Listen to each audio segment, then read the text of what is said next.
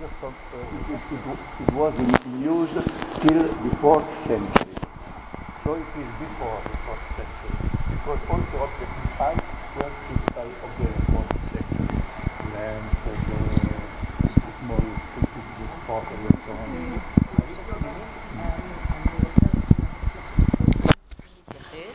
לבור הזה כאן למטה. אוקיי. זה מקווה. In use before the 4th century. That's why it is important, because in the 4th century, Christians started to build special buildings, which were no more of domestic characteristics, but they were more of religious purpose. And they are huge buildings, not just small houses, small rooms. The first one which was built is this big wall.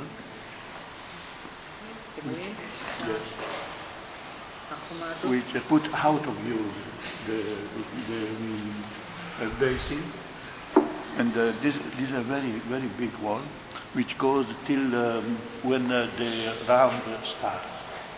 The Byzantines reused this wall as support for the pillars of the basilica. So the first building, which is a real big building, is exactly in front of the great cave, which is outside of the building.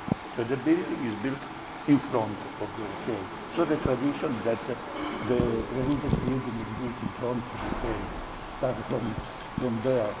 And how it was, the building overground, we know only from architectural fragments and pieces which were found not in place, but they were found in this area where the hill came down very much, and that there was a huge village full of these 41 architectural pieces of a very important building. They are bases, decorated bases, like usually they put in synagogues, in Galilee, in many places, and pillars and pieces of a wall covered with plaster, with graffitos on the plaster. So it means the first building is clearly of religious use, because the graffitos look like religious graffitos, like prayers, like putting names And they predate the 4th century? No. They belong to the 4th century building, huge building. Father Bagatti was used to call this building church synagogue, because he didn't know if it is a church, it was a church or it was a synagogue. This also because, according to pilgrims, the Jews continue to remember till 4th, 5th, maybe 7th century only. And some of these Jews appear to be connected to Jesus. They were called Judeo-Christians. So this is the famous Bagatti hypothesis about the presence of Judeo-Christians here.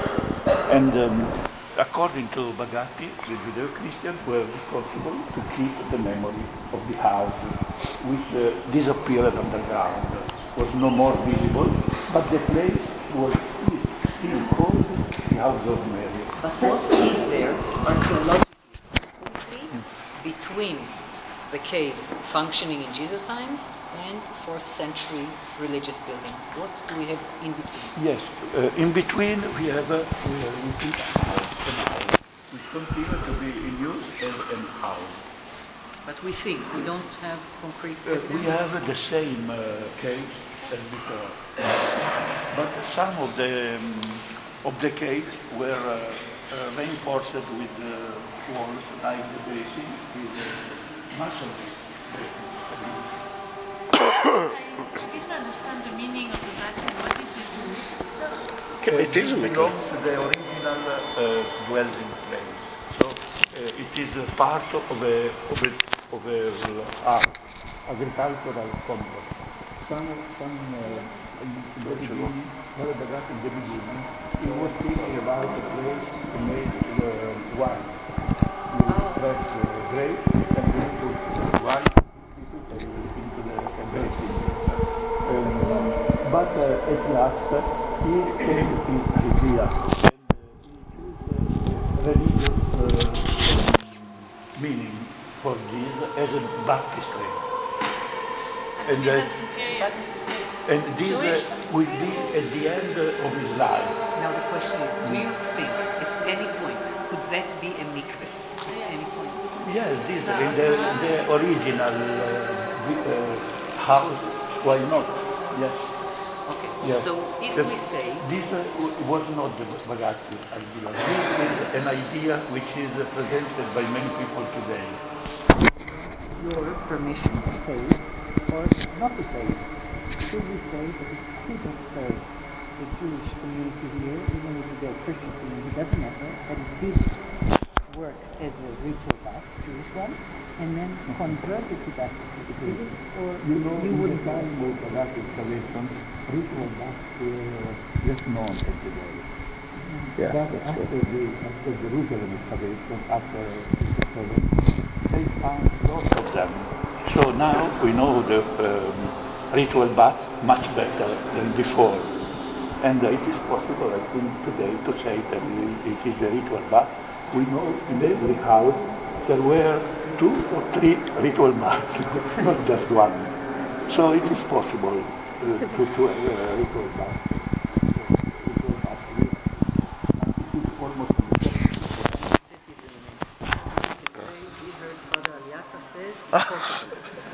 It's doomed, it's in video. in a building of this presence, in that time, you have to find also ritual bath. And then it became part of You have to find. the Byzantine Church. The Byzantine Church came after the first monumental building. Monumental building was changed into a normal basilica, possibly, Father Bagatti says, in the 5th century. Possibly late 5th century or beginning of 6th century. Anyway, there are these 3 levels.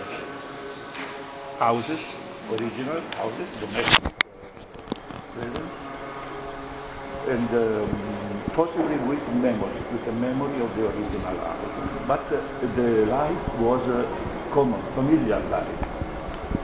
Then, in the 4th century, you have the first building, very important building, architectural building, very well built, and in a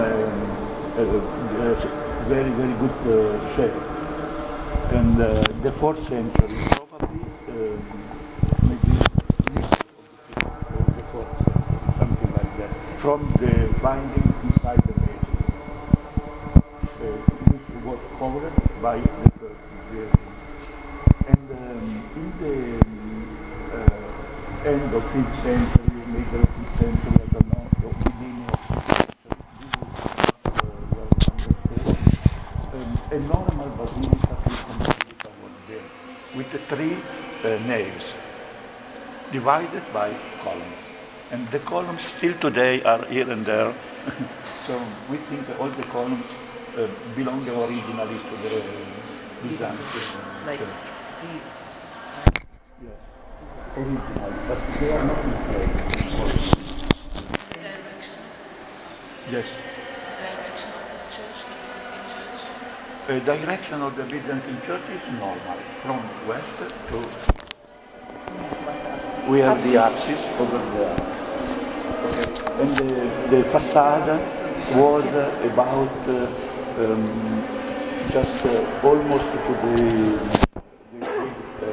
cement pillars over there. It's not visible anymore. And The floors, now the floors of the, we have a mosaic floor with clearly are Christian. So, to what a building belongs to these mosaics? And the mosaics are covering the basin. So clearly they were put after the basin were not in use. And Anyway, Father Bagatti thought that it is possible that the mosaic is not of the same, all of the same time, but was maybe arranged in different times with additions. According to him, this part of the mosaic toward us is later than the first one, because it is made with larger stones, a kind of larger stone. But it's not possible to find a line of separation. This is strange. When you repair mosaics, usually a line of separation appears between them. This is just gradually changing the kind of stones. Anyway, we think that it is one. It was done with different kinds of stones, because in this part it's all white, and in the other part is decoration. So when you do a decoration, you put a smaller stone, usually. This can be a decoration. We think that this is already part of the 4th century monumental building. This mosaic. So it is about the mid-4th century. Very well. Yes. You find a typical decoration with crosses, which was forbidden in the 5th century. But in the 4th century, and also the beginning of 5th century, sometimes also later, it is found decoration with crosses. But the crosses are limited into special areas which were not stepped on. In this case, we have normal areas which will be stepped on. So according to the decree by the Emperor Theodosius in the 5th century, it was forbidden to put a cross where people would step on. And here we have a lot of crosses, so it is before, really before. Then there are the mosaics of the Byzantine Church, of the end of 5th, beginning of 6th, I don't know, which are seen here. Never looked at it before. Yes, they are also not in place. They are put here because they were found in this line, but not exactly. No. That's from what time? That is the end of 5th, beginning of 6th, till 7th century. Till 7. But how come you see the original structure from the 4th century? The 4th century Below. is only this wall. No, I understand, but if this is the floor of the 5th century. Yes, this is the church. Yes. No this more, is not in place? Yeah. Not in place, okay. But we hope in the future we can work a setting of these mosaics which is more similar to the original. Because we have photographs and drawings how the mosaics were put exact. Now they are just put there. Yeah. Can I ask you a question? Yes. How come the structure of the 4th century left the cave of Mary outside? Yes, because you see, is all on this side. So it is a big structure, but not so big as to encompass also the cave. ההסבר שלו היה שיש מונומנטים גדולים הם בחוץ. Okay. This would not be the same as saying that the cave was outside and was not of not importance. It was important, but kept outside of the meeting place. This is typical of many other places in the 4th century. That the place of the memory is distinguished by the place of the assembly. There are two different kinds of activities. The place of the memory is for the personal devotion of people who come there, who pray, who also they can let themselves to try, to do many different kinds of personal activities. And the meeting place was like a special place just for important meetings and for liturgical purposes. It's different. Can I say something? שוב, אתם יכולים אולי להסתבך, אבל פה להסביר את זה ולעשות את זה באמת מאוד פשוט, שבעולם הביזנטי, מה שהוא אמר, האסמבלי, זה הדבר החשוב, זה גוף הכנסייה. המקום הקדוש הוא מקום של חוויה אישית ואינטימית. הרעיון של להיות הבעלים, זה כמעט חומרנות. בוא נכניס את המקום הקדוש לתוך האסמבלי, זה דבר שמתפתח יותר מאוחר. הכנסייה הזאת היא דוגמה לכך. אבל במקור החוויה היא תשאירו את המערה בחוץ למפגש אינדיבידואלי, זה המקום של הקולקטיב שמתקבל. זה פשוט שתי גישות שונות לאיך שומרים מקום הקדוש. However, also the area of the cave appears to be decorated and restored with walls which are similar to these walls. So I will show you some walls near the cave which are the same walls, the same stone, big, really big stones. And the very yes, you can say in the, near the entrance to the small grotto, and inside the main cave to the left.